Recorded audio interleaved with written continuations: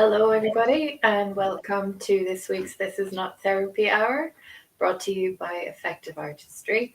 I'm Marie. I'm one of the executive functioning coaches with Effective Artistry, and I'm here with the big boss himself, therapist and executive functioning coach Brandon Tessers.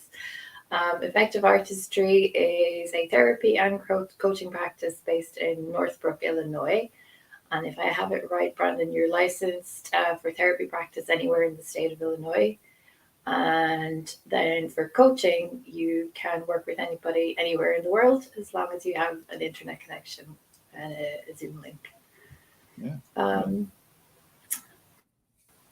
think that's everything. Have I forgotten anything? No, I think that's good. We mentioned that this is just an open conversation. Those of you who are here in the chat, we pick a topic and we have questions in advance, but we can talk about whatever. So people here in the chat will go wherever you guys want to go, but we'll start on whatever our topic is, which I don't remember. What is our topic? Today's topic is about the holidays. So you've just had Thanksgiving in the US. So belated Thanksgiving. Well, thank you. And should I wish you a happy Thanksgiving? I don't know. I know it's not a holiday for your family. Why not? Yeah, it's nice to be thankful. It's nice to just have an excuse to say thanks and be grateful, show gratitude for those in your life. Actually, go ahead. Tell us our topic before I take us off topic. No, go for it. Well, I was just going to say, I talk with people all the time about cognitive miser, the brain only notices so much and blah, blah, blah. And one of the things that happens there is negative gets noticed before positive. You notice bad and hurtful and painful things before you notice helpful and enjoyable things. Yeah. That's important. Which means that we all walk away from every experience disproportionately having noticed and then therefore disproportionately remembering the bad elements of things. In other words, the whole point of pain is that you notice it. You don't really get to choose not to, at least not at first, right? Whereas other stuff doesn't happen automatically. So it's important to set time aside. You have to actually make an effort to notice and remember good, enjoyable things.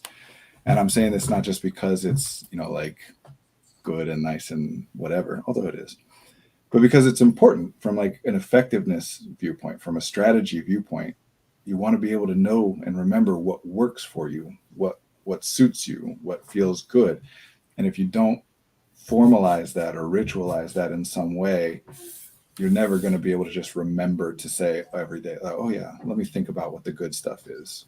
So there's a reason that cultures all across the world will have celebrations or rituals set aside to just look at gratitude, things that you enjoy, things that you are thankful for, because it doesn't happen otherwise, and it is useful. There was a massive study done on happiness and what makes people happy and all these different factors and variables and whatever. And the thing that came out on top as being the one universal factor for people who are happy throughout the course of their lives is gratitude. Because it's not that, be grateful and then you'll get nice things. It's your entire universe is your conscious observation, experience, remembrance of your experiences, right? And if you're never taking time out to think about or notice the things that you enjoy, then your whole world is absent joy. So that setting that time aside is important. So it's nice to have those holidays. The Thanksgiving holiday in the United States is very, very problematic for reasons unrelated to gratitude, but related to the holiday. Yeah. But it doesn't mean you can't take that time and focus in. There's a reason that we meditate or pray or different practices where you want to say at the beginning of days or at the end of days, I'm grateful for this. Absolutely. Yeah. I feel like that's some of my most schmaltzy stuff to say to people, but it is important. It is important, and I feel like you've answered some of the questions already. Oh, good. It's good to take time out and think about the things you're grateful for, even during stressful times, which the holidays can be, and that's today's topic. Stress and how to manage it, emotional and financial stress around big holidays when families or groups come together and inevitable tensions arise. So we do have a few questions to kind of drive the conversation. But as you said, if there's anybody wanting to join in the chat and ask extra questions or give us your thoughts, feel free to do so. I'm just going to pull up some of the questions we have. The first one was on financial stress. How can I better plan my expenses throughout the holidays so that I don't become overwhelmed? So I guess it's the season for giving, and it's the season for opening your wallet and emptying it out. I know I have a tendency to kind of, it's the time of year. It's an excuse to just buy all the presents for all the people, and I tend to be a little bit spendthrift at this time of year. Yeah, I'd love some answers to this question. Well, so just because the question used the word overwhelm in it there at the end, I'm thinking of this as kind of two related things, but that are like separate.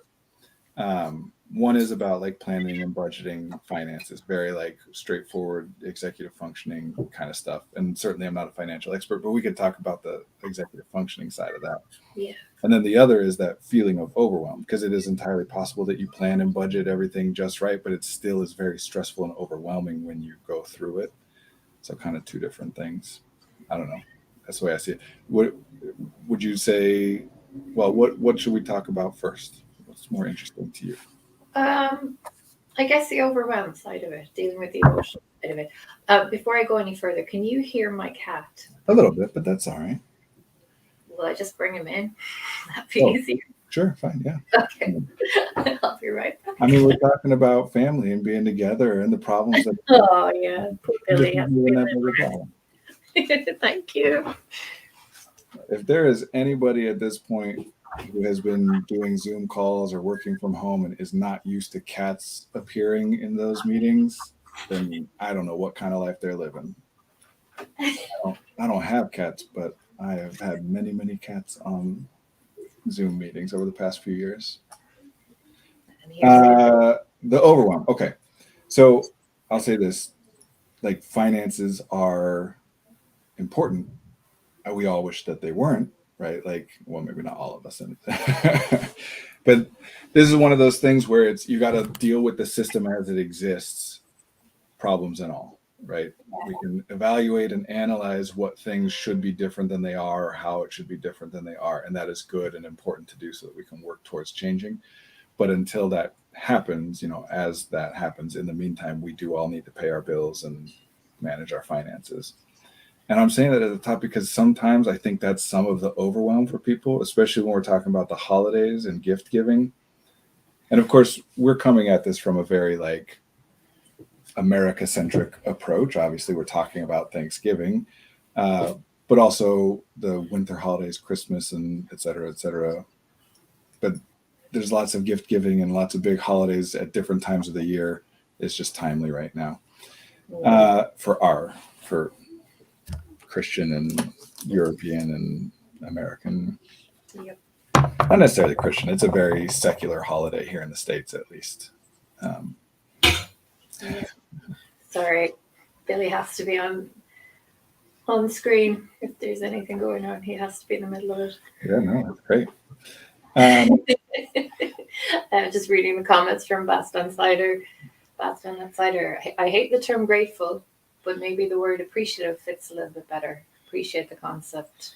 Grateful seems, I don't know, it's a demanding word.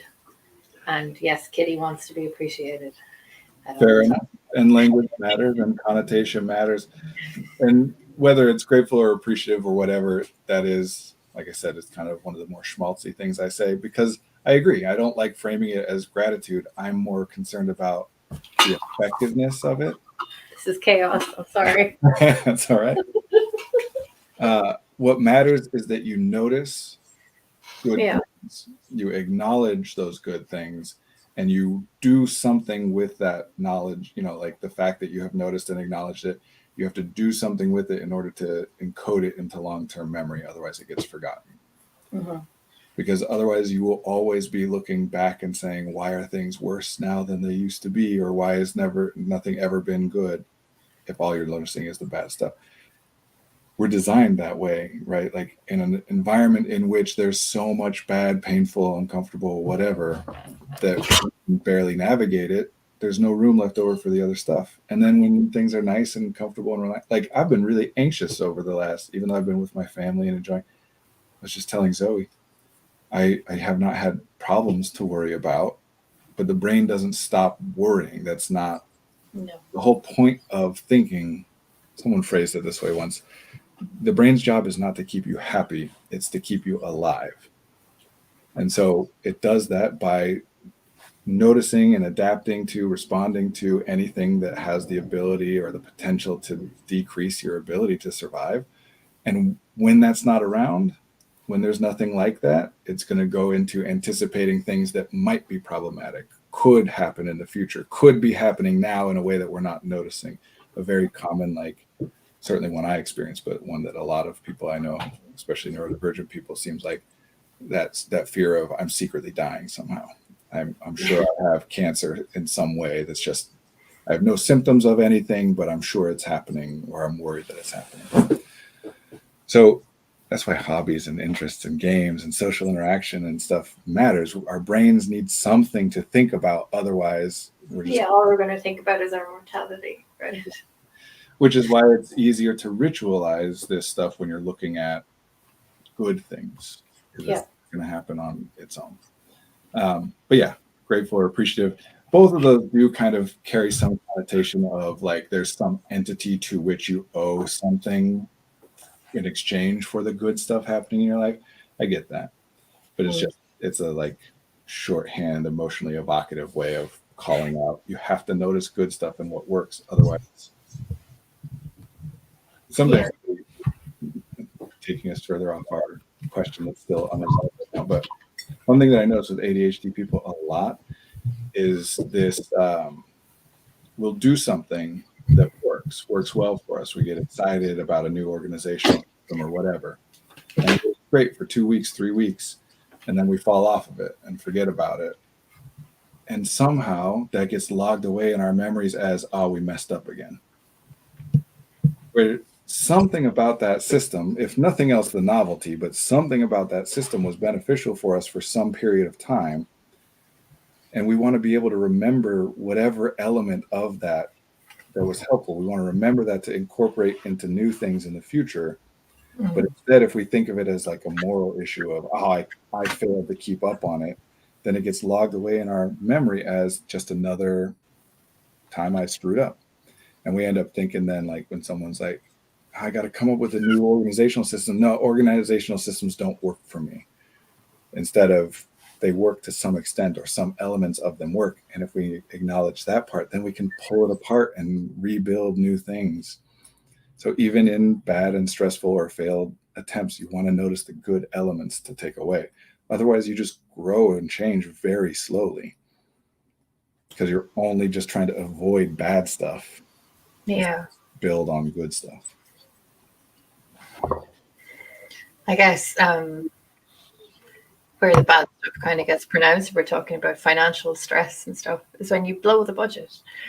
And yeah, you might have budgeted all carefully all year, and then it's the holidays.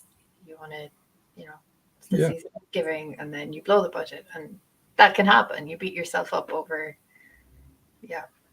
See, I always like to think of it as like, I don't know if I should frame it this way out loud, but it's a useful way to frame it in my head sometimes as a bit of a battle, like an oppositional thing, where my intention, what I want to happen or what I think would be good to happen, is working at cross purposes sometimes, not all the times, but working against these external factors and variables that are pushing me towards some other outcome. So meaning in this case, there is so much going on, both things that we notice consciously and things that we don't notice consciously, to encourage everybody, at least in our cultures, to spend a lot of money right now, to buy a lot of gifts, right?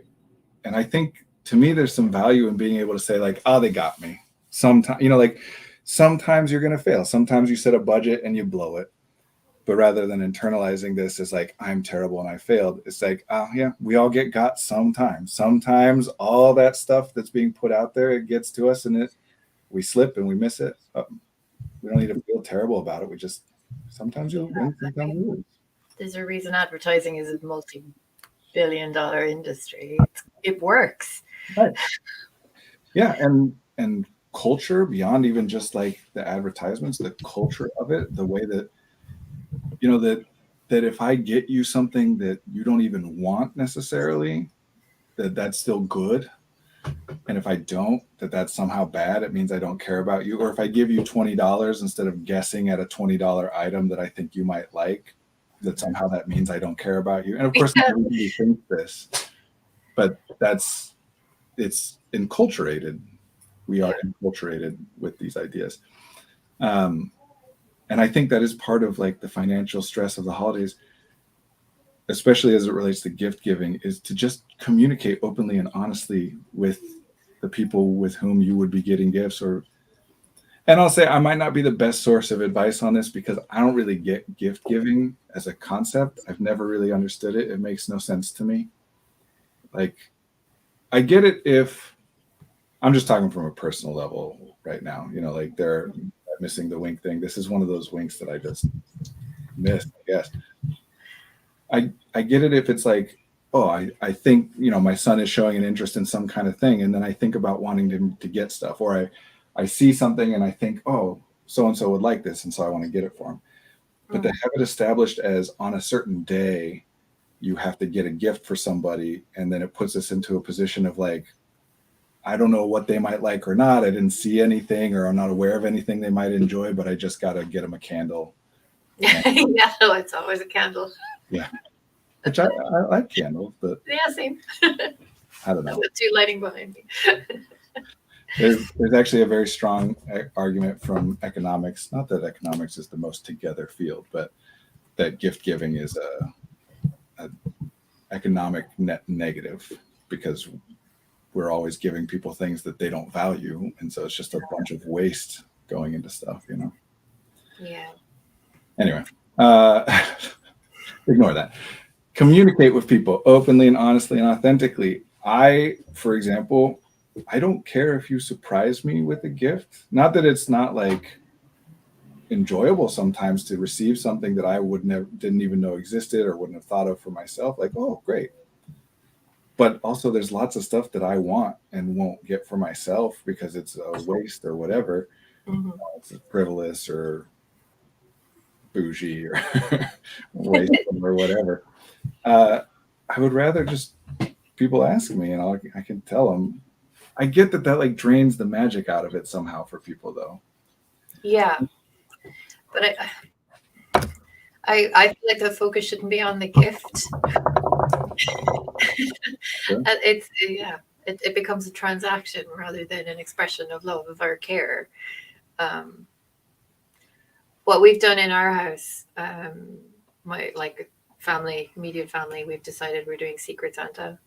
Mm. So or Kris Kringle, I think, where everybody picks one name out of a hat and just buys a gift for that person, and it takes a lot of the pressure out, and everybody gets a gift, and we have fun. And we less stressful because you only think about one person, and much cheaper because you're only buying for one person. And you get to spend more time together instead of spending 3 or 4 days in the run up to Christmas running around the shops, tearing your hair out. So you get to actually sit and relax and enjoy one another's company. I think there's something to, and I don't know how much of this is like America-centric cultural experience, but when you're like, there's an encouragement or an expectation for children to get lots of individual presents, like separate presents. Yeah. You know, you wouldn't get a 4-year-old like just one big gift, or at least that's not what the expectation is, generally speaking. But as an adult, like I would much rather have one big thing than like 6 little things, you know. Yeah. Because that's so formative, those early Christmas experiences. And again, we're using Christmas because that's Marie's experience and my experience, but you know, not everybody's experience. But those early experiences are so formative and so impactful that like it's hard to go back and check that again and be like, do I still really care about having like that's shouldn't say this out loud, but I'm gonna anyway. That stupid like chocolate orange thing that's in your stocking every year that I don't like, and I get every year anyway, just for tradition's sake. I just as a personal thing, I have a respect for tradition and what it is, the like knowledge being passed from one generation to the next. Yeah. You know, like this is how things have worked for us. It's a way to remember things and I guess back to gratitude and show honor or respect to the people who've come before and et cetera, et cetera. But you know me, I'm all about like what's useful, and some traditions are not very useful traditions. Yeah. So how do we reimagine those things? Yeah. Anyway, I also would say not just in terms of like what people want in terms of gifts, but to encourage people to communicate openly and honestly about your financial situation. This is again one of those things. Actually, I'm curious. I think this is like a Western thing, but maybe it's American specifically. The taboo on talking about how much money people make. Yeah, we don't talk about money. No, it's vulgar to talk about money or whatever. Yeah, that is a terrible, terrible policy, especially in the workplace. If you can't talk with your colleagues about how much money you make and how much money they make, it decreases your power as an employee. So these don't talk about how much money you make things. They come from the people who pay the paychecks, not the people who make the money in the paychecks. Yeah. Talk to people. And yes, there's shame maybe involved in that, or embarrassment or guilt if you have a lot more than somebody or whatever. And that's stuff that needs to be honored and worked through, and don't push yourself to do things that you're not ready to do or that are going to cost you more to do than it's worth or whatever. But I would say push yourself a little bit, you know, push your comfort zone a little bit, an amount that you can tolerate, because we all do that anyway, right? Like, you know, you're making guesses, but you have a rough idea, or at least you have some guesses about how much money everybody has in your family, how much income everybody makes.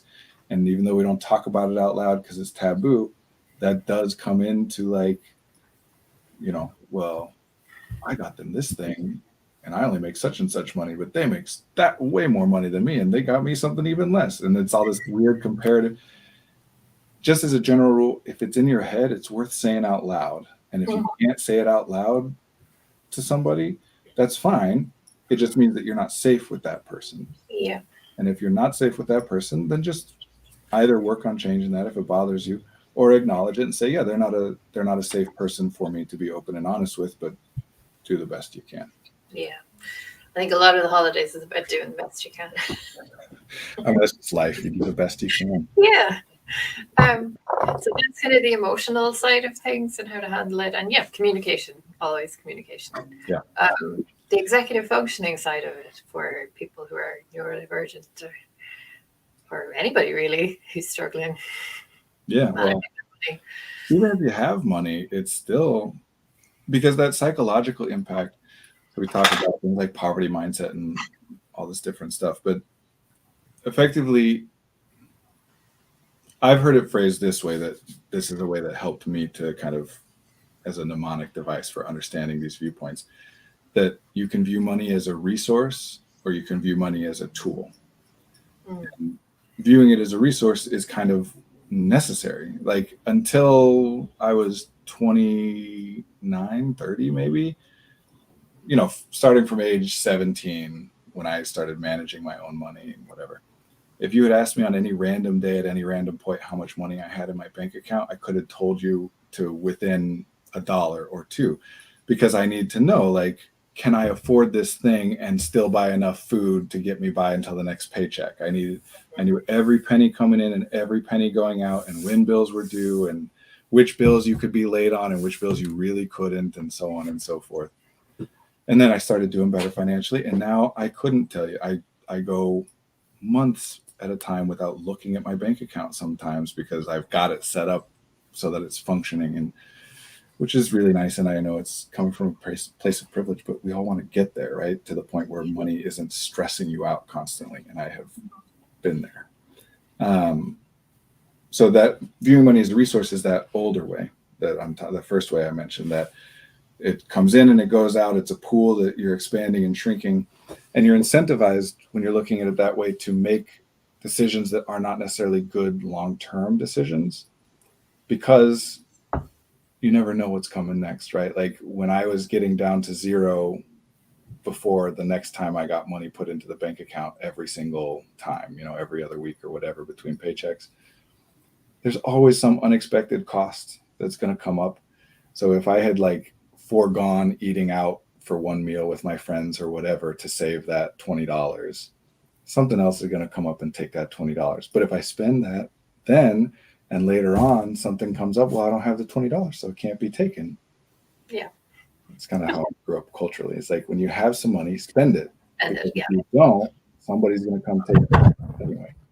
So it's a very short-term thing. And people are forced into that. This isn't me saying that people who don't have a lot of money or who are stressed about money, it's just because they're bad with money. Not at all. We're put in that position. But effectively think of it like this. When that's the way you're dealing with money, the questions are, first, do I want this thing, or would I benefit from this thing? Do I need this thing? Whatever version, yes or no. If yes, then can I afford this thing?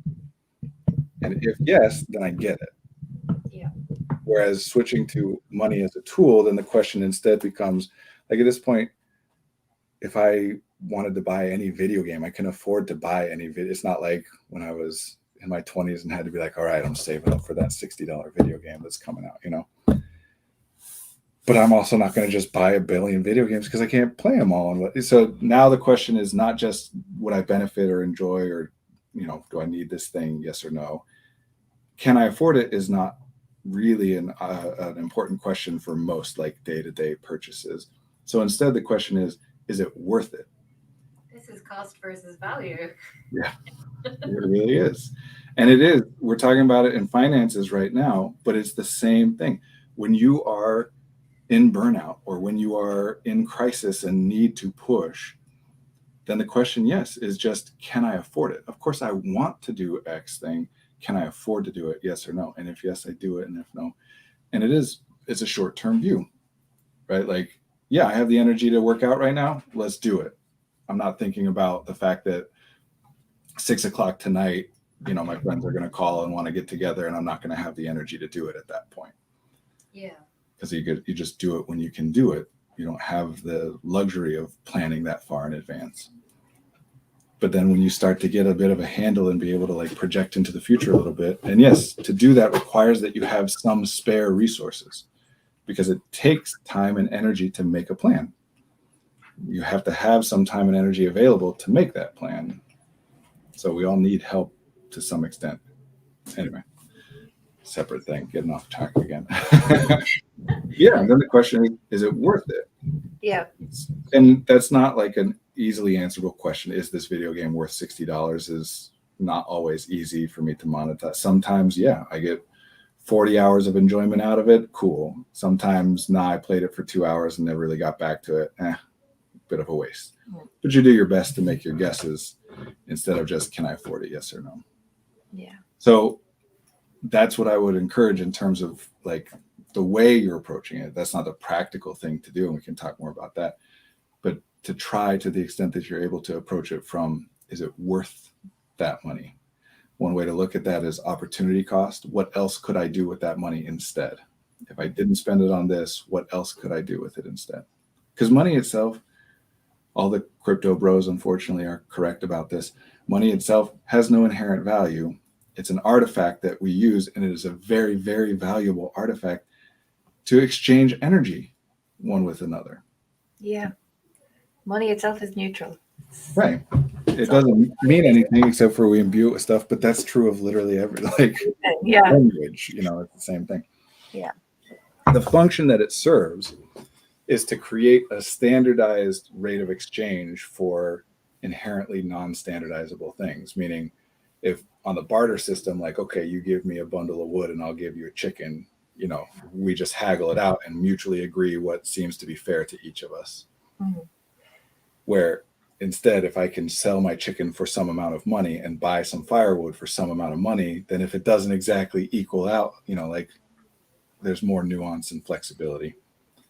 Although from what I understand, I could be wrong about this, but from what I understand, currency was initially invented for tax purposes, because the tax collectors would go around in, like, I think it was ancient Phoenicia or whatever, and it was very difficult logistically to like take one out of every 10 livestock back to the. So instead, you invented these little tokens that represented that even though you still have the livestock here, we technically own it. Okay. I guess that's kind of like NFTs. Anyway. So that's one way of doing it. You can look at it in terms of your time and energy. How much of your time and energy did it take you to acquire X amount? This thing costs X dollars or pounds. You guys still use pounds, right? Oh, yeah, you're not even in the U anymore. I forgot. Yeah. Sorry, sore subject, I'm sure. Yeah, what did it take from me, time and energy wise, and vice versa, especially ADHDers, neurodivergent people. When paying other people to take tasks off your plate, like a housekeeper, for example, or a dog walker, or whatever, like paying people for services, you can do the same thing in reverse. How much time and energy does this free up for me? Is it worth X dollars, X pounds in order to free up Y hours and Z energy? Instead of, is it okay for, no, I can clean my house myself, so I shouldn't.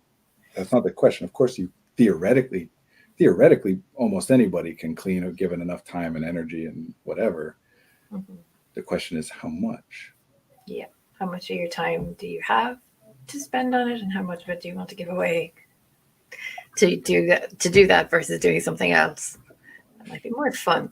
And cooking, by the way, definitely around the holidays especially tends to be an element of that. If you enjoy cooking, great, and many people do.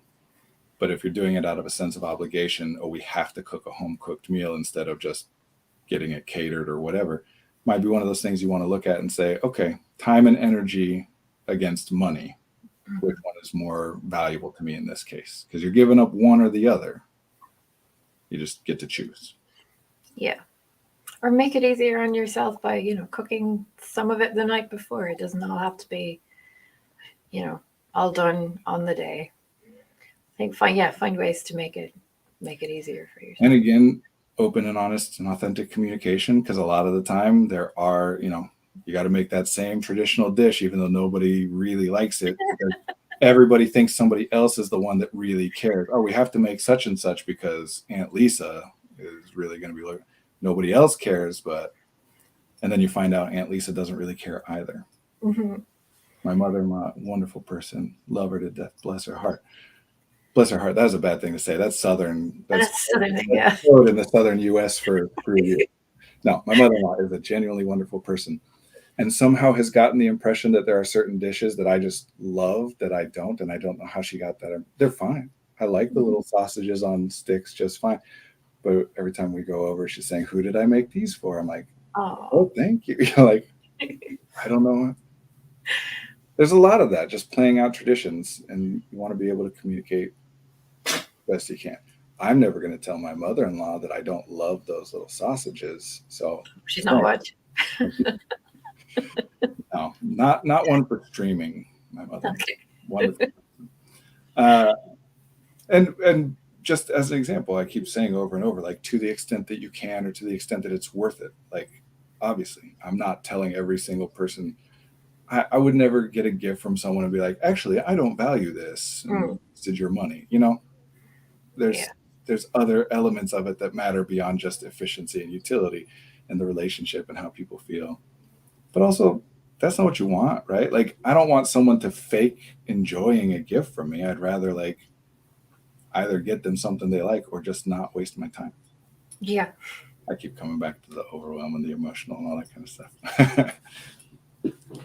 Get me onto the practical stuff. Practical stuff about finances or other practical? I don't think I did. Do we talk much about like what to do in terms of? We didn't really. We kind of touched on it about planning expenses, or. I mean, on a very practical level, there are approximately 7 billion different apps that will help you with budgeting, and I would say try a bunch of them. I'm not going to recommend a specific one. Yeah. because different ones work for different people. Some of them you can even link directly to your bank account if you're comfortable with that, and they can track things automatically without you having to enter things.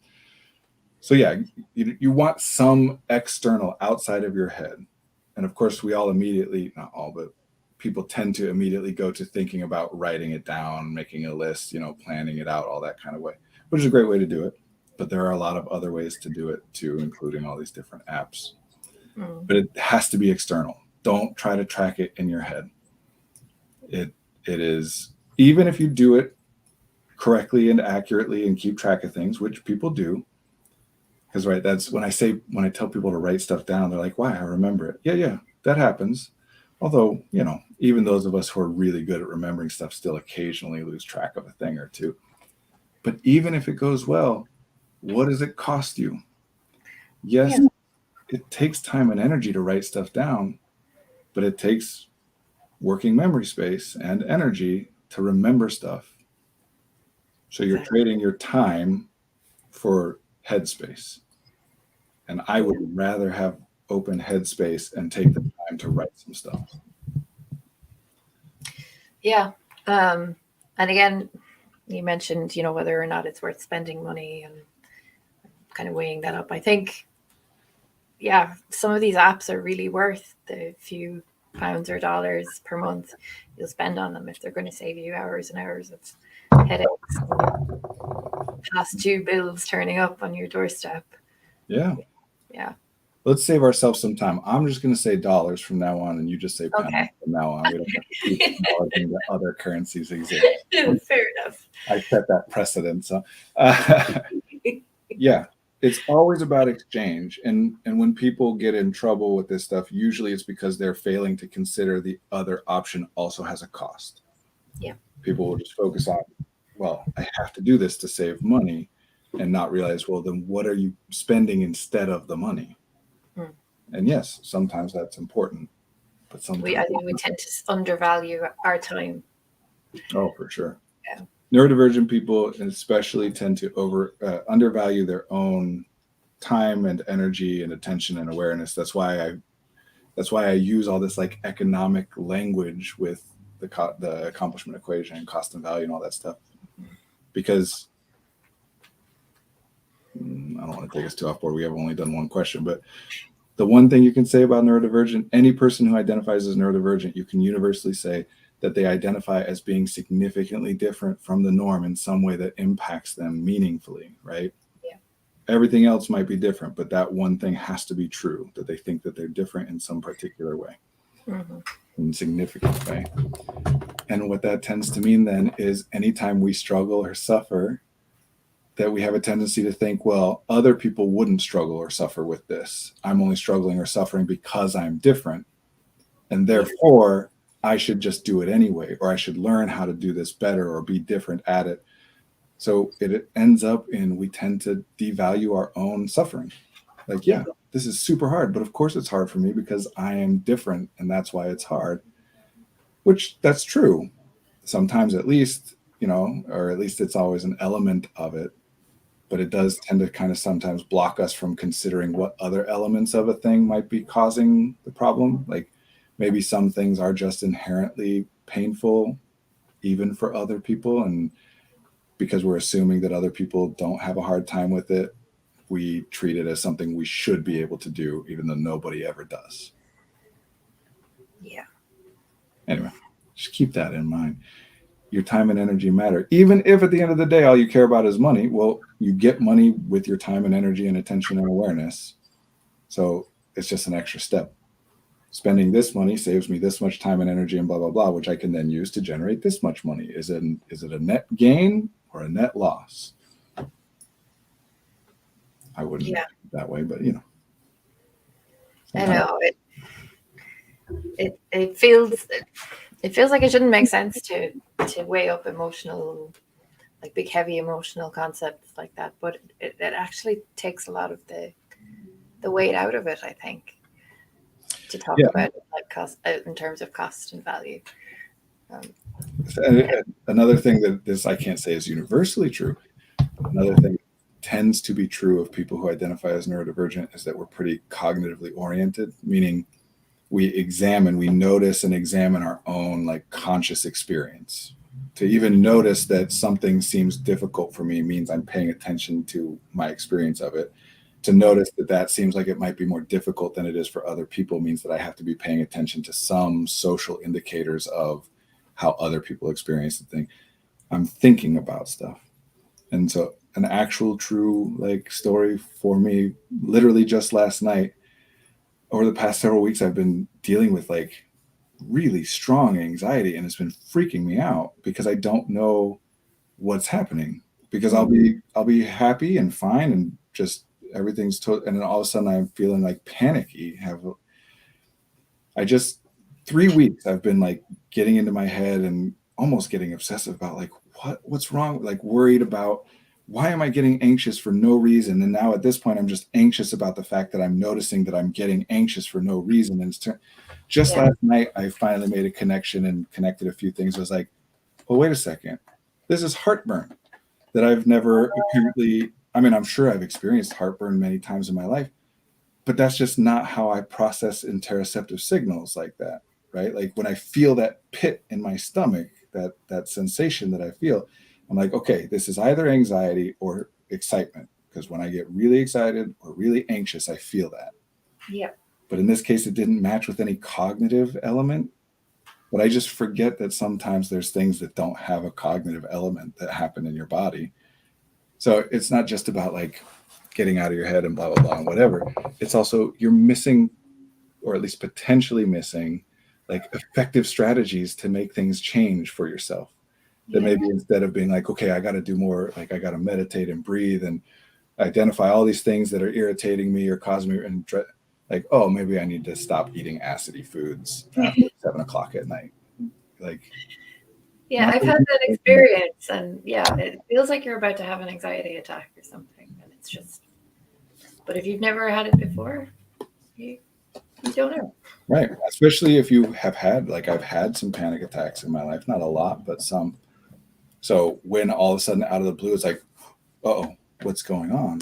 It starts you worrying about stuff. Yeah. So getting us out of our heads. Not everybody needs to get out of their heads all the time, but neurodivergent people especially. Just you mentioned it takes the weight off of it. It feels dismissive sometimes. It feels invalidating to myself sometimes to be like, this is probably just because I'm hungry. But Yeah. otherwise, if I treat every single thought and experience in my head as though it's very important and very serious, I should not be taking that seriously. And I should definitely not be taking every stray thought in my head that seriously. Our brain just, I'm getting way off. We should do questions, but I was going to get into ego dystonic intrusive thoughts, which are definitely just, again, the brain has random thoughts pop in. What if I swerved off the road while I'm driving, right? Mm. Because it's doing what it does. It's running scenarios and saying, would that be a good idea? No, that wouldn't be a good idea. Or what if that happened? What would I do? Oh, I don't know. I'd probably die or whatever. But sometimes the thought happens or you feel a feeling and you get a sense of like, uh-oh, what does that mean? Why did I just think about swerving off the road? And now because you're nervous about what it might mean, now you're going to think it again more. And every time, the more you abhor the thought and what it might mean about you, the more you keep thinking it and the more you panic every time you do. Mhm. Anyway, get me back on questions. I'm going on. All right. Well, one of the other questions we had, we can pull it up, was about managing anxiety during the holidays. If you struggle with social anxiety, and I think we've kind of touched on it because you're talking about interoception and getting out of your head. But with individuals, the question is with individuals struggling with social anxiety, what are ways to cope through the holidays when you're attending large family gatherings? So, number one, I would say take small steps, titrate your socialization. Titrate's a Like that. medical term for when you start on a new medication, you titrate the dose, meaning we try a small dose and then we do a little more and a little more and a little more until side effects get too bad and then we step it back, or until there doesn't seem to be any increased benefit, we stop. So titrate your socialization. Start with a little bit. As long as that goes well, do a little more and a little more and a little more and a little more. And always, always, always have an escape plan. Make sure that you know that your escape plan does not require any socialization in order to enact it. Meaning your escape plan can't be, oh, I'll just excuse myself and tell everyone, good night and I'll see them tomorrow. Because you might get into a situation in which you're depleted socially and can't navigate difficult social situations, and also have the sense that people wouldn't want you to leave. So now you're stuck, because how do you have a difficult conversation, or at least one that you think might be difficult, when you're depleted? So you got to set these things up ahead of time. Depending on who you are, like, when I work with kids who are going with their families or whatever, then I'll always have them work with their parents. Not everybody has that option with parents. I don't work with those kinds of families typically. Not that I wouldn't, but I'm very clear with parents about the kind of work I do. So the kind of parents that aren't supportive and accessible to support their children don't tend to bring their kids to work with us. You work with the people with whom you are closest so that you can have some kind of code phrase or signal or sign that you need to be taken out. And also with them to be able to notice and recognize things in you, so that even if you don't know it, or even if you're noticing it but don't have it in you to tell even them that you're safe with, that they can say, you need to step away, or whatever it is that needs to be done. Bringing things with you when you're trapped at a physical location, we're going to grandma's house or whatever, and I can't just physically leave because, I'm riding with other people or whatever. Bring things with you, activities with you. Yeah, we let kids do this all the time. We let them bring their games consoles or their books or their toys or whatever. We should be giving ourselves the same, extending ourselves the same grace, I think. Yeah. I always find it funny that there's this joke, at least again here in the States, about guys will just disappear to the bathroom for 45 minutes to look at their phone or whatever. And it's because in many cases, well, at least sometimes I think it is because in many cases, that's their only valid reason to leave and be by themselves for a little while. Mm-hmm. That they don't know how to say, I just need to go be by myself for 45 minutes. But it is always valid to say, oh, I need to use the bathroom. And that's one of those taboo things. Nobody can be like, why are you in there so long? So, when I was young and I was obsessed with reading, and I never wanted to go to bed. When it was time to go to bed, I always want to read. So I would go to the bathroom 10, 15 minutes before bedtime because my parents wouldn't rush me out of there. And I would just stay in there and read for 3 hours. Mm-hmm. And so even still to this day, there's that. But little, life hack, I have to go to the bathroom is not usually something that people will challenge or get suspicious about. Mm-hmm. If you're really desperate and you need to get out of a social interaction, I need to go to the bathroom, will usually work. Yeah. Okay. I like to go for walks. Yeah. Or help out in the kitchen. Yep. I'll do the dishes. Yeah. You guys all go relax. Let me wash dishes. Again, there's a lot of toxic masculinity stuff involved in this, and misogyny and whatever, all this stuff all rolled into it, all this tradition and blah, blah, blah. But I think that's part of the reason there's so much football on Thanksgiving in the United States is, I'm going to watch the game. It just gives me an excuse to sit down. I'm technically socializing because we're watching it together, but we're not looking at each other and having deep we're all looking at a game and getting invested in that. There's a reason that getting off into other things again. Refocus me, because we only got 8 minutes left and I've got questions. Okay. Let's see, what else do we have? So there's a question around consent and boundaries around family members during the holidays. For example, if a relative forces a child to hug somebody despite the child not wanting to, or how to navigate difficult or toxic conversations. So a family member is saying, you're eating a lot or you're not eating enough. Those kind of intrusive comments that tend to slip out. They're often well-intentioned, but they can come across as... Yeah. And that's one thing you can do. So I'll start with what I would prefer people be able to do, but things are not always options, right? And so what I would prefer is that we, again, just be able to communicate openly and honestly. So like you talk to your children about the fact that their body is their body and nobody's allowed to touch it, even grandma or auntie or anybody else without their consent. And you teach them how to be able to communicate those boundaries and say, no, thank you, or whatever. But especially when they're kids, depending on who your family is, you're going to also need to communicate with the family and explain it to them because they may not understand. Like, unfortunately, that is sometimes like that's almost like a social ritual is, oh, come here, I'm going to pinch your little cheek. We know you won't like it, but I've got to do it. And it's this antagonistic way of like joking and expressing love that is just very traditional in certain cultures and families. So we want to communicate with people about sometimes they feel, sometimes they don't. I really I have found, at least more recently, people are more aware of sensitivities. And so if you frame it in that way, instead of just like, no, thank you, I don't want a hug, if you frame it as, oh, they got some real sensitivities around touch. And so sometimes they're in a space where they can have a hug, but sometimes they're not. And you got to check with them. Otherwise, it could really like, cost them or help, send them over the edge or whatever.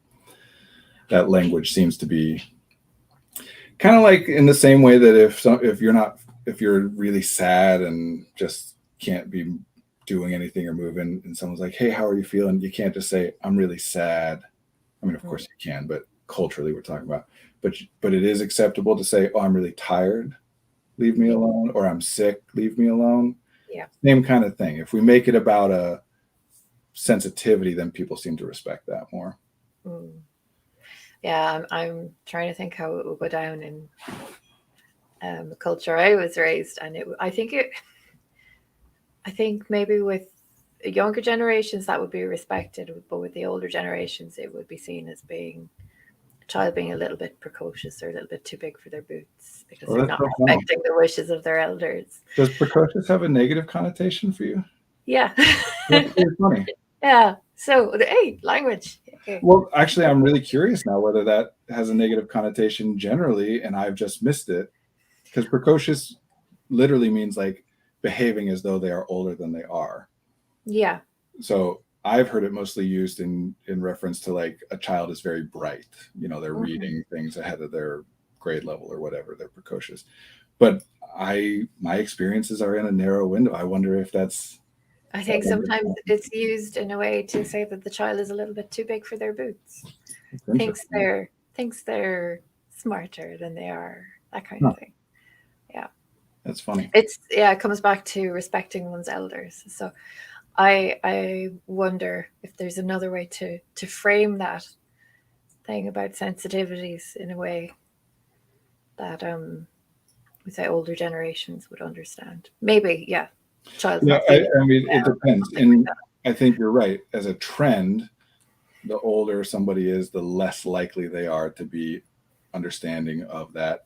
Also, as a trend, men are less likely to be understanding of that, but also are less likely to be wanting to initiate hugs with their, Yeah. But of course, none of this applies to any individual case. These are just like statistical trends.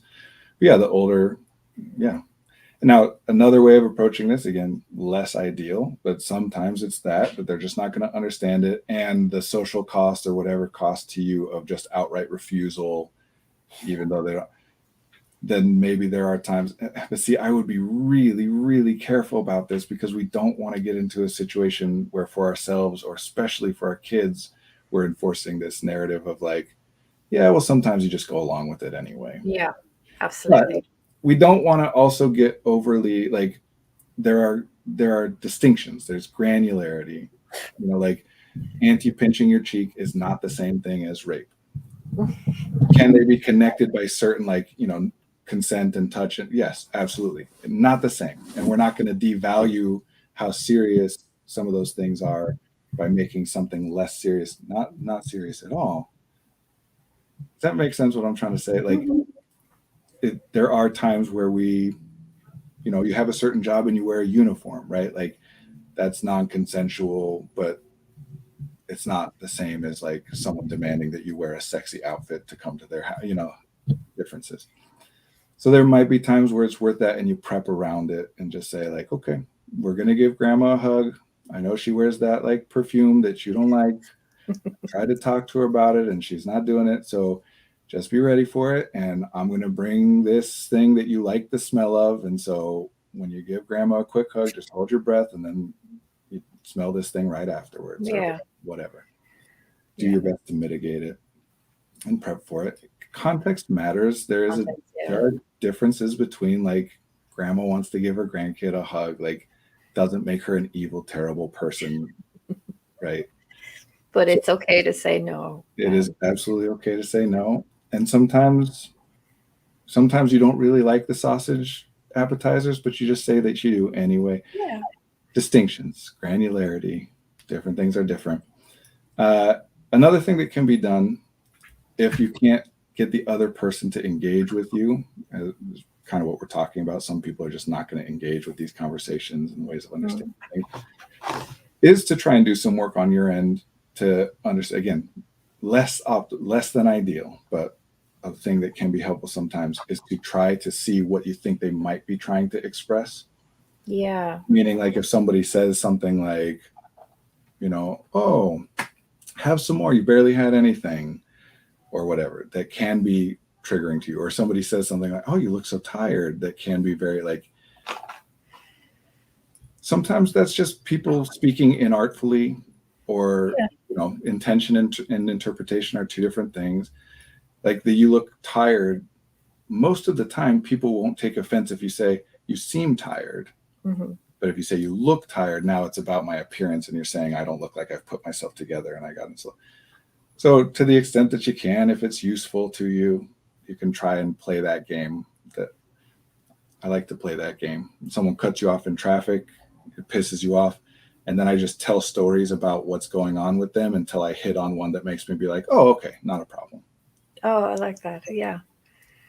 Again, careful, because I want to do it in cases where I don't really need to interact with this person very much, so it's not a big deal. And whatever my experience is in response to whatever they did is unenjoyable.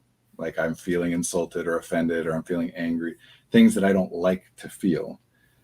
Then I can play this game in my head until I can say, oh, you know what?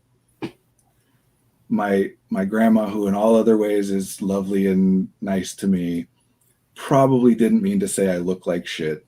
Yeah. She probably is concerned about me and was trying to express that.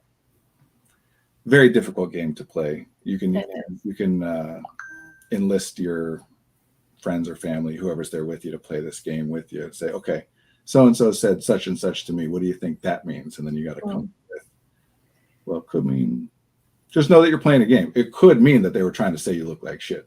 Like, it's one option, but there are others. Yeah. That's like my whole life. I just all the time, like, what could they have meant? It seems very strange to me that this person would have said such a terrible thing. So what might they have meant that somehow got translated into that thing that sounds terrible? My mother always says if she's encountered somebody who's being difficult or rude or whatever during the day, I don't know what happened to that person before they left the house this morning. It could have been something really bad. So yeah, I just hope they're just having a bad day, right? Let it go. Yeah. Walk a mile in somebody else's shoes, or what's that one quote? Something about you don't know what battles they're fighting, or something like that. Oh yeah. Oh, be kind to everyone you meet, because everyone's fighting a hard battle, or something like that. Yeah, something like that. Yeah. Because I think sometimes we do have a tendency to get a little egocentric in this stuff, where we're saying, how dare grandma, who wants to hug the kid even though the kid doesn't want to hug that old bat, like how dare she not keep up on modern sensibilities and blah blah blah. Yeah. But if you flip it around and position yourself as, oh, grandma's the one I'm trying to protect, then I'd be like, how dare that? I almost swore. Snotty little kid. How dare my cousin come at my grandma like she's a terrible person because she wanted to hug her grandkid, right? Like, we're all people, we're all doing the best that we can. Look, I'll say this, or we got to get wrapping up, but I'll say I don't really believe in the idea of like good people and bad people, or at least I don't think it's a useful idea. I think it's a useful way for you and I to talk about somebody else as a way to like compare our values or perception of action and etc.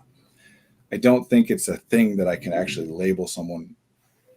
Like, sometimes people will say things like bad people are always only people you don't know, or a neurodivergent version of this, like normal people are all the people you don't know. Yeah, And normal. That's normal. there's a convenient explanation there in neurodivergent kind of communities where it's like, oh, we find each other, you know.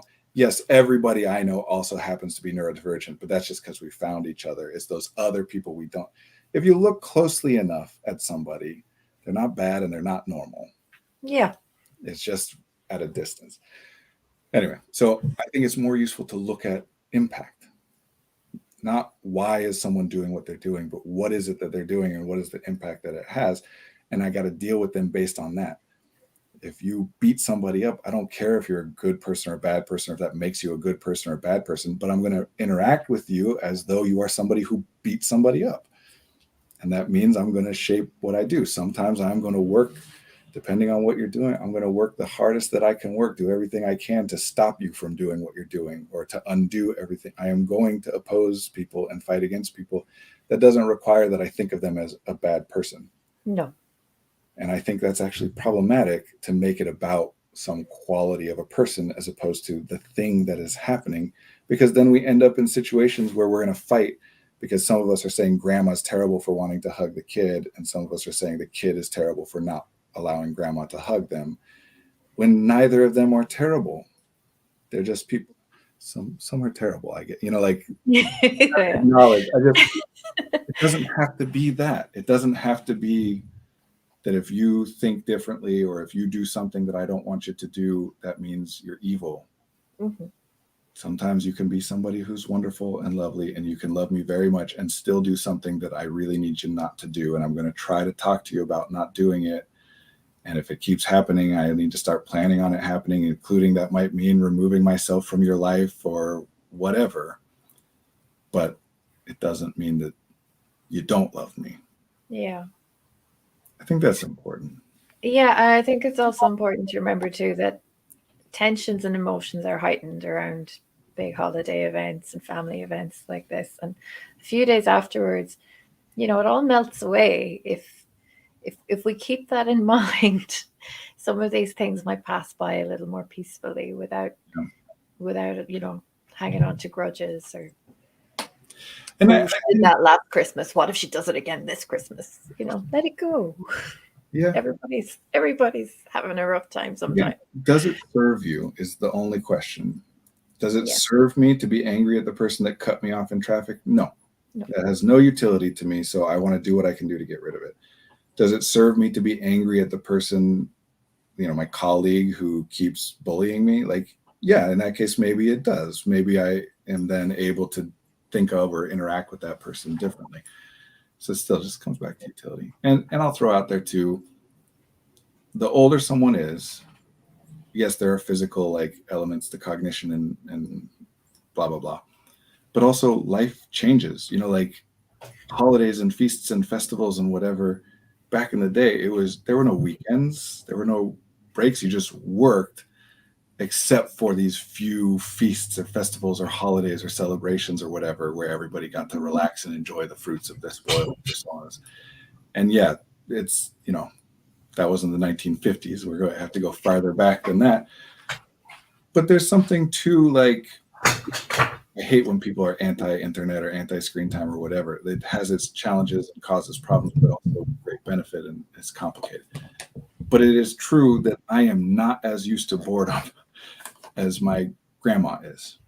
That to me, Thanksgiving dinner might just be a distraction because I have 8 100 other things that I would find more enjoyable to do.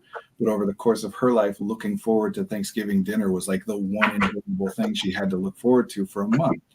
Mhm. And so, yes, it does it can be a bigger deal to her for me to be there than it can be for me to stay home and do something I want to do instead. Yeah. Doesn't mean I have to do it, but just I think it's No, worth taking that into consideration. yeah, I missed Christmas last year because I got sick and then we weren't sure if it was COVID, and I had to wait around and do a test before I could travel. So I didn't get home for Christmas. I got home for New Year's. And I coped. I was fine. I just sat here and had a mini Christmas dinner on my own. But I know that my mum and dad were disappointed that I didn't make it, because these holidays hold huge meaning for them, and especially when your kids grow up and move away and you don't see the grandkids as often as you'd like, or the kids as often as you'd like. These holidays do hold huge meaning. So I guess Yeah. And they do tend forgive to grandma the older if she you are. wants to give you a hug. Yeah, I mean, doesn't mean you have to do whatever somebody wants. It's No, just, these are no. all things to take into consideration. Yeah. And yes, the older somebody is, the more likely it is that the traditions are very important to them. Mhm. In the same way that once grandma's gone, making her recipe every year at Thanksgiving might become very important for you as a way to remember her. Well, how many people has she lost that enacting these traditions are her way of staying connected to them? Like, just this is why always the real answer comes back to communicate openly, Yeah. honestly, authentically, to the extent that you're able. Because hopefully you're not spending the holidays with people that you just genuinely don't like, who genuinely don't like you. I know that happens, Yeah. but hopefully it's like there are elements of them that I like. And again, let me just give everyone permission, special dispensation right now. It is okay to love and enjoy the company of somebody who has positions or does things that are problematic or that you disagree with. It is okay to have fun with your uncle, even if he is a racist jerk. You don't have to. And I know other people would say differently. I am taking a position here.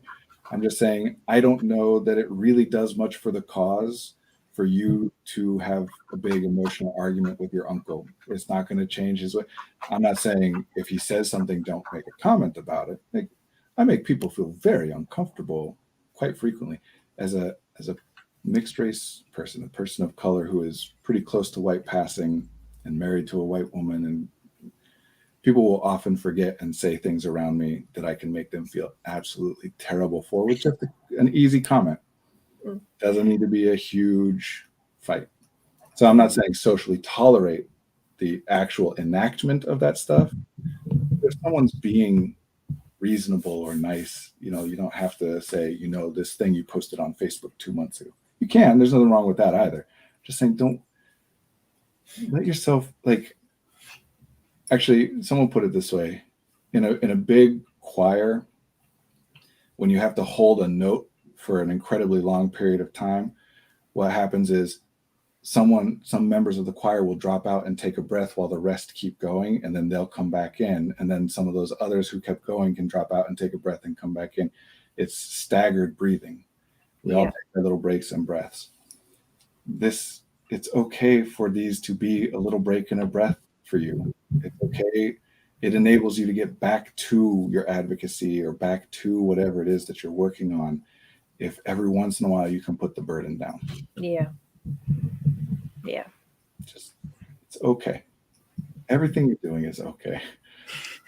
The more I agree with you, the more I want you to enjoy your holiday and not feel like you're going into battle. Mm-hmm. Sometimes you are, but I don't, to the extent that you can avoid it, let's avoid it. Yeah. We have And if you're mad at Uncle Bill, that's no reason to ruin dinner for Grandma, I guess. Sure. Pick your battle, maybe. Okay, I have cut uncles out of my life in a very real, legitimate, like, there are family members that I don't interact with. I'm not saying don't do it or never do it, or just, you don't have to unless it serves you. Yeah. Me cutting them out of my life didn't decrease the power that they hold to whatever extent they hold power. And it didn't change their opinions. It just means that they think I'm a jerk now too. Yeah. But I can't be around it.